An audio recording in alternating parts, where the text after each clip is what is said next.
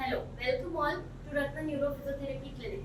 As આપણે આગળના જે આપણો વિડીયો હતો એમાં જે આપણે વાત કરેલી એમાં કેવી રીતે હતું કે આપણે અમુક હેબિટ્સ હોય જે આપણે મેટર કરવી પડે પોસ્ટ સર્જરી કે સર્જરી પછી અમુક વસ્તુઓ આપણે ના જ કરવી જોઈએ. લાઈક આપણે આ ચેરની જે હાઈટ છે એ ચેરથી નીચે આપણે જ્યારે બેસીએ તો આપણા એ સ્પાઇન સર્જરી જે એરિયા છે એના માટે બિલકુલ રિલાયબલ વસ્તુ નથી. તો up to this height is a relevant height કે આનાથી નીચે આપણે બેસવું ના જોઈએ, બેસવાનું અવોઇડ કરવું જોઈએ આફ્ટર લંબા સ્પાઇન સર્જરીઝ. બીજી વસ્તુ કે કોઈ વસ્તુ આપણે જ્યારે ઉઠાવવાની છે તો આ કરવાના બદલે ફોકસ ઓન ધીસ. આ વસ્તુ આપણે કરશું તો આપણો કાફી બેનિફિટ રહેશે નીથી વળો બેકના બદલે. That is more advisable after back surgeries.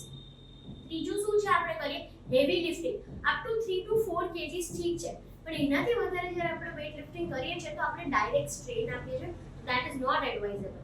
બીજી વસ્તુ કે લાઈક આપણે સર્જરીઝ કરી એના પછી બી આપણે કોઈ એક્સરસાઇઝ કરી, હેવી લિફ્ટિંગ કર્યું, કશું કે 3 to 4 થી પણ એક્ઝેક્ટલી કોઈ વાર બન્યું કે આપણે વધારે કરવું જ પડ્યું તો હેવ અ વાઇડ બેઝ. થોડું વાઇડ બેઝ લઈને એને લેતા શીખો તો આપણું જે સ્પાઇન પર છે એક્ઝેક્ટ વેટ છે એ ડિવાઇડ થઈ જશે, બાયફર્કેટ થઈ જશે અને પછી આપણે વસ્તુઓ લઈ શકશું.